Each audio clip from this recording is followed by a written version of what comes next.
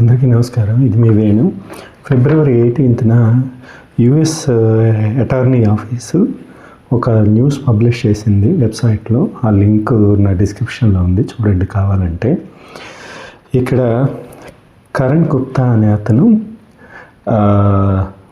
Fraud చేసినట్టు prove అయింది. Indian ఇతను, 47 years. ఇక్కడ చూస్తే జస్ట్ ఒక ఏం రాశారు, హెడ్లైన్స్ వరకు చదువుతాను.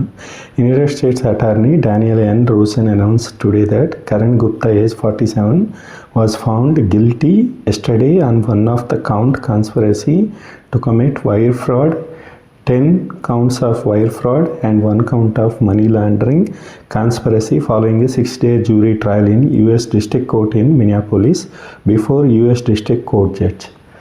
సో ఓవరాల్గా చూస్తే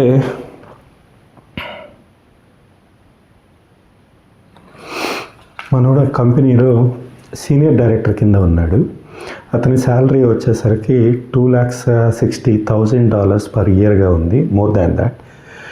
2015లో ఇతను సీనియర్ డైరెక్టర్గా ఉన్న కంపెనీలో వాళ్ళ ఫ్రెండ్ని ఒక అతన్ని రిక్రూట్ చేసుకున్నాడు ఎంప్లాయీ కింద. అతని టీంలోనే ప్లేస్ చేశాడు 2015లో. అండ్ 2019లో ఇతను ఫ్రాడ్ చేస్తూ దొరికాడు వీళ్ళ కంపెనీలో. సో అతన్ని తీసేశారు. తర్వాత ఎంక్వైరీలో ఈ విషయాలు కూడా బయటపడ్డాయి, ఎంప్లాయ్మెంట్ ఫ్రాడ్ కింద. సో అతను రిక్రూట్ చేసుకున్న ఫ్రెండ్ని ఇతని టీంలోనే వేసుకున్నాడు. అతను ఏ రోజు కంపెనీ మెయిల్స్ వాడలేదు, ఈవెన్ లాగిన్ కూడా సరిగ్గా చేయలేదు ఆయనకి ఇచ్చిన సిస్టంలో. But more than $1 lakh salary ఇనీషియల్గానే అతను జాయిన్ అయినప్పుడే ఉంది, more than that. So every year అతనికి బోనస్లు కానీ ఇంక్రిమెంట్స్ కానీ అన్నీ బాగానే వేస్తూ వచ్చారు. ఇతని టీం డైరెక్టర్ కాబట్టి, ఇతని టీంలోనే ఉన్నాడు కాబట్టి.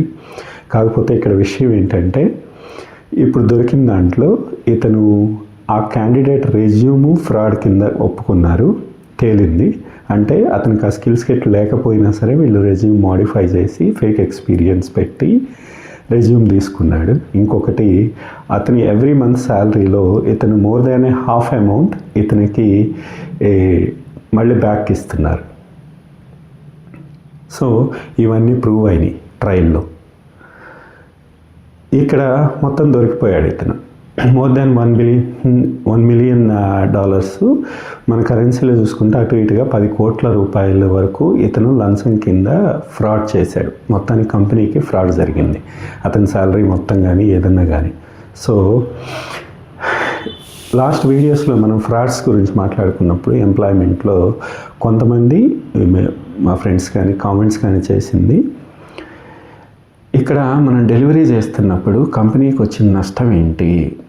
ఒకవేళ ప్రాక్సీలు మేనేజ్ చేస్తున్నా, అంటే ఒకరి పేరు మీద వేరొకరు వర్క్ చేస్తున్నా కానీ ఇక్కడ డెలివరీ ప్రాపర్గా చేస్తున్నప్పుడు వచ్చిన నష్టం ఏంటి అని మనం డిస్కస్ చేసుకుంటున్నాం లాస్ట్ టైం వీడియోస్లో. కానీ ఇక్కడ మీరు చూసారా, నేను సెకండ్ వీడియోలో డిస్క్రైబ్ చేశాను. ఇది జాబ్ కోసం రెజ్యూమ్ ఫ్రాడ్ చేస్తాము, ప్రాక్సీస్ ఇంటర్వ్యూస్ చేస్తారు వేరే వాళ్ళు, కానీ అంతటితో ఆగట్లేదు ఇది. ఈవెన్ ఈ కేసులో చూస్తే మీరు మనీ లాండరింగ్ కూడా ఇంక్లూడ్ చేశారు వీళ్ళు. మనీ లాండరింగ్, బ్యాంక్ నుంచి ఇల్లీగల్ ట్రాన్సాక్షన్స్ చేసినట్టు, ఏటీఎం కార్డ్స్ ద్వారా ఇల్లీగల్ ట్రాన్సాక్షన్స్ చేసినట్టు అది కూడా కేసులో ఉంది. సో ఫ్రాడ్ రెజ్యూము ఒకటి, డూప్లికేట్ అతని స్కిల్ సెట్ లేకపోయినా ఫ్రాడ్ రెజ్యూమ్ అనేది ఒకటి, మనీ లాండరింగ్ ఒకటి, ఎంప్లాయర్ని మోసం చేసినవి, ఇలా అన్నీ ప్రూవ్ అయినాయి ఇప్పుడు. సో మనం మాట్లాడుకున్నట్టు ఇది ఏదో బతుకుదేరు కోసం చేసిన ఫ్రాడ్ అయితే కాదు. ఖచ్చితంగా మన వాళ్ళు అక్కడికి వెళ్ళిన తర్వాత కావాలని మోసం చేశారు. అతని శాలరీ $2,60,000 per year అంటే మంచి శాలరీ అది. అతనేమి చిన్న ఉద్యోగస్తుడు కాదు, డైరెక్టర్ పొజిషన్లో ఉన్నాడు. సో దాదాపుగా 2019 వరకు ఈ ఫ్రాడ్ అంతా జరుగుతూనే ఉంది. సో ఇప్పుడు దొరికిపోయాడు. ఫిబ్రవరి 18న ఇది పబ్లిష్ అయింది యూఎస్ వెబ్సైట్లో, మీరు డిస్క్రిప్షన్లో లింక్ చూడొచ్చు, పబ్లిష్ అయింది కూడా. సో ఇక్కడ మళ్ళీ మన వాళ్ళు ఏం మాట్లాడతారంటే, ఇది ఇండియాలో కూడా జరుగుతుంది కదా, దీని గురించి ఎందుకు అంత చర్చ అంటారు. ఇండియాలో దొరికితే మన వాళ్ళని ఇండియన్స్ దొంగంటారు కదా, పలానా వ్యక్తి మోసం చేశాడు అంటారు. బయట కంట్రీలో దొరికాడు కాబట్టి పలానా ఇండియన్ మోసం చేశాడు అనేది ఇప్పుడు ప్రాబ్లం అంతా. అండ్ ఇంకోటి ఇలాంటివి ఇండియాలో కరోనా టైంలో బాగా జరిగినాయి. అంతకుముందు అయితే పట్టుకునేవాళ్ళు, దొరికేవాళ్ళు ఖచ్చితంగా. సో కరోనా టైంలో వర్క్ ఫ్రమ్ హోమ్ వచ్చింది కాబట్టి ఒక్కొక్కరు వాడికి అసలు ఏబిసిడీలు రాకపోయినా వాడి ప్రొఫైల్ మీద ప్రాక్సీస్ ద్వారా ఇంటర్వ్యూస్ చేసి ఒక్కొక్క ప్రొఫైల్ మీద కనీసం 5-6 జాబులు చేసిన వాళ్ళు కూడా ఉన్నారు. పిఎఫ్ అకౌంట్, దొంగ అకౌంట్లు అండ్ ఆధార్ కార్డులు, పాన్ కార్డులు అన్నీ గుద్దేసి ఒక్కొక్కరి ప్రొఫైల్ మీద 5-6 జాబులు 3-4 నెలలు 6 నెలలు చేసిన వాళ్ళు కూడా ఉన్నారు. దీనివల్ల మీకేంటి ప్రాబ్లం అంటారా? చాలా ప్రాజెక్ట్స్ చాలా సఫర్ అయ్యాయి, ఇంక్లూడింగ్ మన ప్రాజెక్ట్స్ కూడా. ఎందుకు అంటే ఇలాంటి వాళ్ళు 4 టీంలో 2 వచ్చారు. సో ఆఫ్టర్ 3 months తర్వాత యాక్సెస్లు అన్నీ వచ్చేసిన తర్వాత వర్క్ అసైన్ చేసి వీడియో కాల్స్లోకి రమ్మన్న తర్వాత యాప్ స్కాన్ అయ్యారు. ఆ మేనేజర్ ఏం చేయాలి చెప్పండి? ఇలాంటి ప్రాజెక్ట్స్ చాలా సఫర్ అయినాయి.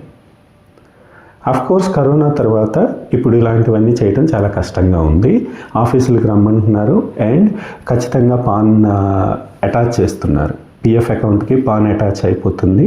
సో ఇవన్నీ వెరిఫై చేస్తున్నారు కాబట్టి కష్టమైపోతుంది. ఇప్పుడు చాలామందికి ఇలాంటి వాళ్ళకే ఉద్యోగాలు పోయాయి. అండ్ ఇంకొక విషయం ఏంటంటే ఇక్కడ యూఎస్లో ఎలాగైతే మనీ లాండరింగ్ జరుగుతుందో ఇండియాలో కూడా ఇలాగే మనీ డిస్ట్రిబ్యూషన్స్ జరుగుతున్నాయి. ఎలా? వాడి పేరు మీద ఎవడో ఉద్యోగం చేస్తుంటాడు, వీడికి నెలకి 10% 20% ఇస్తాడు, కానీ వీడి పాన్ నెంబర్ మీద శాలరీస్ అన్నీ జనరేట్ అవుతూ ఉంటాయి. ఇది ఎప్పుడో దొరుకుతారు ఖచ్చితంగా, ఇప్పుడు దొరకపోవచ్చు కానీ తర్వాత ఎప్పుడో దొరుకుతారు ఇలాంటి ఫ్రాడ్స్ అన్నీ బయటకు వచ్చినప్పుడు. అప్పుడు ఎవడు సఫర్ అవుతాడు? అందరూ సఫర్ అవ్వాల్సిందే. ఇంకొక ప్రాబ్లం ఏంటంటే ఇలాంటి వాళ్ళ వల్లే నిజంగా వర్క్ ఫ్రమ్ హోమ్ చేయాలన్నా ఇక్కడ ప్రాబ్లం అయిపోతుంది. మేబీ ఈ కేసులో, ఆ గుప్తా కేసులో maybe work from home option ఉండటం వల్ల అతను కనీసం 4-5 సంవత్సరాలు సర్వైవ్ అయినట్టున్నాడు, ఆఫీస్కి రాకపోయినా ఏదో ఒక రీజన్ పెట్టి. కానీ ఇప్పుడు ఇలాంటి వాళ్ళ వల్ల ఇండియాలో కూడా వర్క్ ఫ్రమ్ హోము ఎవరు ఇవ్వట్లేదు. వర్క్ ఫ్రమ్ హోమ్ రియల్గా రీజన్ ఉండి, హెల్త్ ఇష్యూస్ ఉండి లేదా పర్సనల్ ప్రాబ్లమ్స్ ఉండి కూడా వర్క్ ఫ్రమ్ హోమ్ అడిగితే మేనేజర్స్ ఎవరు యాక్సెప్ట్ చేయట్లేదు. ఎందుకు అంటే ఇలాంటి ఫ్రాడ్ వాళ్ళు బయటపడటం వల్లే. సో ఇప్పుడు డెలివరీ అవుతుంది కదా, మీకు వచ్చిన ప్రాబ్లం ఏంటి, అక్కడెక్కడ కూర్చొని కామెంట్ చేస్తున్నారు కదా అంటే ఇది అందరికీ ఇంపాక్ట్ అవుతుంది. నాట్ ఓన్లీ యూఎస్ అనే కాదు కదా, ఇది ఐటీ ఫీల్డ్ అనేది all over the world global ఎన్విరాన్మెంట్కి వచ్చేసాం మనం. సో ఒకరు దొరికారంటే మిగతా వాళ్ళని కూడా తవ్వుతారు ఇలాంటి వాళ్ళని. నేను చెప్పిన ఎగ్జాంపుల్ ఏంటి? వర్క్ ఫ్రమ్ హోము చూడండి, రియల్గా నీడ్ ఉన్న వాళ్ళకి కూడా ఇప్పుడు వర్క్ ఫ్రమ్ హోమ్ ఆప్షన్ ఇవ్వడానికి ఒప్పుకోవట్లేదు కంపెనీలు. సీనియర్ డైరెక్టర్ అంతకన్నా అబవ్ అప్రూవల్స్ అడుగుతున్నారు. ఎక్కడి నుంచి తెస్తాం మనం? ఎందుకంటే వాళ్ళు చేస్తే చెయ్యి, లేకపోతే మానేసి వెళ్ళిపో అనే స్థాయికి వచ్చేసింది ఇప్పుడు ఐటీ ఇండస్ట్రీలో. ఒక రిసోర్స్ కోసం ఎవరు రూల్స్ని సడలించడానికి ఎవరు ఒప్పుకోవట్లేదు. లాస్ట్ వీడియోస్లో మనం యూఎస్ ఎంప్లాయ్మెంట్స్ గురించి మాట్లాడుకున్నప్పుడు ఒక మాట చెప్పాం, ఇలాంటి ఫ్రాడ్ చేసే వాళ్ళ వల్ల రియల్గా జాబ్ నీడ్ ఉండేవాడికి కూడా దొరకట్లేదు. అది కరెక్టే కదా. ఇప్పుడు అతను దాదాపు 4-5 years ఫ్రాడ్ లాగే మేనేజ్ చేశాడు. అతను వర్క్ అలొకేషన్స్ లేదు, వర్క్ చేయట్లేదు, కంపెనీ మెయిల్ ఐడి కూడా యూజ్ చేయట్లేదు, కానీ 4-5 years జాబ్లో రన్ అవుతున్నాడు. ఇది నిజంగా ఒక H1 హోల్డర్కో ఎవరికో ఎంఎస్ చేసిన వాడికో రియల్గా టాలెంట్ ఉన్నవాడికి ఆ జాబ్ వచ్చిండేది కదా. మరి ఇతని ఫ్రాడ్ చేయకపోతే మీరే ఆలోచించండి. మనకి నిజంగా మన దగ్గరకు వచ్చినప్పుడే మనకు అర్థం అవుతాయి ఇలాంటివన్నీ. సో మనకి ఎక్స్పీరియన్స్ చూసాం కాబట్టి ఇవన్నీ చెప్పగలుగుతున్నాం ఇక్కడ. దీనివల్ల చాలా ప్రాబ్లమ్స్ వస్తాయి. రియల్గా నీడ్ ఉండేవాళ్ళు చాలా సఫర్ అవుతున్నారు బ్యాక్ ఎండ్లో. చాలామంది మా ఫ్రెండ్స్ కూడా H1 నుండి కంపెనీ నుంచి వెళ్ళి అక్కడ ప్రాజెక్ట్ లేక వితిన్ 10 daysలో వెనక్కి వచ్చిన వాళ్ళు కూడా ఉన్నారు. ప్రాజెక్ట్ కన్ఫర్మ్ అయింది, ట్రావెల్ అయ్యారు, అక్కడికి వెళ్ళిన తర్వాత ప్రాజెక్ట్ మిస్ అయింది సంథింగ్, మనం ట్రావెల్ బ్యాక్ చేశారు వితిన్ 10 daysలో. కొంతమంది 1 year 2 years ఉన్న వాళ్ళు ఫ్యామిలీని తీసుకెళ్ళిన తర్వాత ఆఫ్టర్ 6 months తర్వాత ప్రాజెక్ట్ లేదు అని చెప్పి వెనక్కి పంపిన వాళ్ళు ఉన్నారు విత్ ఫ్యామిలీతో. సో ఇలాంటి రియల్గా టాలెంట్ ఉన్న వాళ్ళకి ఇవన్నీ ఇష్యూసే కదా మరి. సో మనం నిజం మాట్లాడితే మళ్ళీ అందరూ వచ్చేస్తారు చాలామంది, నీకేంటి నొప్పి అని. బాబు ఇది అందరికీ వర్తిస్తుంది, ఇది ఒకరితో వదలదు. ఇప్పుడు ఇలాంటి ఫ్రాడ్లు ఎన్ని ఉన్నాయా అని మొత్తం వెతుకుతారు కంపెనీల వాళ్ళు.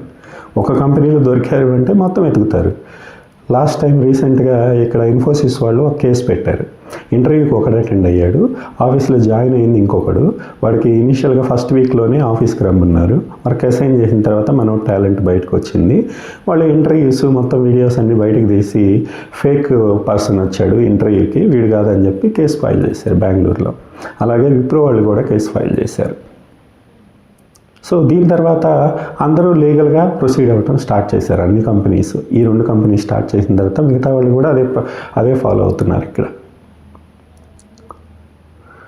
సో బతుకు తెరువు కోసం ఏదో చిన్న చిన్న తప్పుల కిందే మొదలవుతున్నాయి ఇలాంటివన్నీ. సరే, బతుకు తెరువు కోసం ఎవడో చేశాడు, ఎంఎస్ స్టూడెంట్ ఫేక్ ఎక్స్పీరియన్స్ పెట్టుకున్నాడంటే అర్థం ఉంది. అతని సాలరీ 2,60,000, డైరెక్టర్ పొజిషన్ ఆ కంపెనీలో. అతను ఫ్రాడ్ చేశాడు అంటే మీనింగ్ ఏంటి? అక్కడ అతను అలవాటు పడ్డాడు ఈజీ మనీ కోసం. అదే కదా మీనింగ్ ఇక్కడ. ఇలాంటి వాళ్ళు చాలామంది ఉండొచ్చు అక్కడ కానీ ఇక్కడ కానీ. ఇండియాలో అయితే కరోనా టైంలో బీభత్సంగా జరిగినాయి ఇవి. ఒక్కొక్క రూమ్లో 10 ల్యాప్టాప్లు పెట్టుకొని 2-3 మీద 10 జాబ్స్ చేసిన వాళ్ళు కూడా ఉన్నారు. చేస్తే చేసుకోండి, మాకు వచ్చిన ఇబ్బంది ఏం లేదు. కానీ బయటకు వచ్చిన తర్వాత మేము అంత సంపాదించాం, 1 ఇయర్లో 1 crore సంపాదించాం, లేదంటే 2 crores సంపాదించాం అని చెప్పి మళ్ళీ మా రియల్ టైమ్గా ప్రాపర్గా చేసే వాళ్ళ ముందు వచ్చి డబ్బాలు కొడుతుంటారు ఇలాంటి వాళ్ళు. అక్కడే ప్రాబ్లం అంతా వస్తుంది. పక్కన ఉండే వాళ్ళు అడుగుతారు కదా, నువ్వు 10 years నుంచి ఐటీలో ఉన్నావు, నీ శాలరీ ఎంత, వాడు ఎందుకు ఇంత శాలరీ వాడు గెయిన్ చేయగలుగుతున్నాడు, ఇంత డబ్బులు ఎలా వస్తున్నాయి అని ఏం చెప్పాలి? అప్పుడు రియల్గా చేసేవాడికి ఇవే తన్నప్పుడు పర్సనల్గా కూడా ఇష్యూస్ వస్తుంటాయి. ఇలాంటి వాడి వల్ల పర్సనల్ ఈగోస్ వస్తాయి ఖచ్చితంగా. ఎవడన్నా బతుకు తెరువు కోసం చేసినా తప్పు లేదు, చిన్న చిన్న మిస్టేక్స్ కింద. లైక్ లాస్ట్ వీడియోలో నేను మాట్లాడినట్టు ఫేక్ ఎక్స్పీరియన్స్ మీద జాయిన్ అయినా వాడు కష్టపడి నేర్చుకొని ఒక 6 months or 1 year తర్వాత వాడు రియల్ ఎక్స్పీరియన్స్తో జాబ్ చేస్తున్నాడు అనుకోండి, అది ఎవరికి ఏ ప్రాబ్లం రాదు. కానీ చేసిన ఒక తప్పుని 10 తప్పుల కింద మారుస్తున్నారు చూసారా, అదే ఇష్యూ వస్తుంది. ఒక జాబ్తో ఆగిపోవట్లేదు ఇక్కడ, మళ్ళీ 2-3 జాబులు చేసేవాళ్ళు కూడా ఉన్నారు. అక్కడే రియల్ ప్రాబ్లం అంటూ వస్తుంది. నిజంగా నీడుండేవాడు కూడా సఫర్ అయిపోతున్నాడు. ఇంకొకరికి మనం ఏదైనా హెల్ప్ చేయాలన్నా, మనం ఏదన్నా వాడికి జాబ్లో హెల్ప్ చేయాలన్నా భయపడుతున్నారు. ఇప్పుడు ఎవ్వడూ చేయట్లేదు. ఇది ఎటు వస్తుందో. నీకు హెల్ప్ చేసింది ఎవడరా అంటే వాడు మన పేరు చెప్తాడేమో, మళ్ళీ రేపు ఏదైనా పోలీస్ ఎంక్వైరీ వస్తాయి, అప్పుడు మనకు కూడా వస్తుంది కదా ఇబ్బంది. అందుకని చెప్పే ఈ మధ్య కరోనా తర్వాత ఇలాంటి కేసెస్ వచ్చిన తర్వాత రియల్గా టెక్నికల్గా ఎవరికైనా హెల్ప్ చేయాలన్నా భయపడాల్సి వస్తుంది. సో గైస్, ఇప్పుడు ఫ్రెషర్స్ కానీ ఎవరన్నా ఫేక్ ఎక్స్పీరియన్స్ మీద జాబులు ట్రై చేసే వాళ్ళకి కానీ నా సలహా ఏంటంటే, మీరు యాజ్ ఎర్లీ యాజ్ పాసిబుల్ ఇలాంటి వాటి నుంచి బయటికి రావడానికి ట్రై చేయండి. ఇనీషియల్గా కొన్ని చిన్న చిన్న తప్పులు చేసినా తొందరగా బయటకు వచ్చేయండి. ఆ తప్పులు ఊబిలోంచి బయటకు వచ్చేయండి. లేదంటే ఇదే కంటిన్యూ అవుతారు. మీరు దీర్ఘకాలికంగా ఊబిలో ఇరుక్కుపోయి కొట్టుమిట్టాడాల్సి వస్తుంది. డబ్బులు అనేవి శాశ్వతం కాదు. ఇలాంటి కేసెస్ బయటపడినప్పుడు మేబీ అతనికి పనిష్మెంట్ ఎలా ఉంటుందో అక్కడ మెన్షన్ చేయలేదు ఇంకా. కానీ అది డిపోర్టేషన్తో వదలరు కదా వాళ్ళు. ఇన్ని మోసాలు బయటపడ్డప్పుడు ఖచ్చితంగా ఏదో ఒక పనిష్మెంట్ ఉంటుంది. అలాంటి సిచ్యువేషనే మిగతా వాళ్ళకి కూడా రావచ్చు. అందుకే నేను ఈ వీడియో చేయడానికి కూడా అదే రీజను మెయిన్. ఇక్కడి నుంచి వెళ్ళే వాళ్ళు కానీ ఇలాంటి ప్రాక్సీలు చేసి జాబులు చేసుకోవచ్చు అని ఇక్కడి నుంచి చాలామంది వెళ్తున్నారు ఈ మధ్య ఎంఎస్ఎల్ కోసం. ఎంఎస్ అయిపోగానే ప్రాక్సీలు పెట్టి 2-3 years ఎక్స్పీరియన్స్, లేదా కొంతమంది 4 years కూడా పెడుతున్నారు.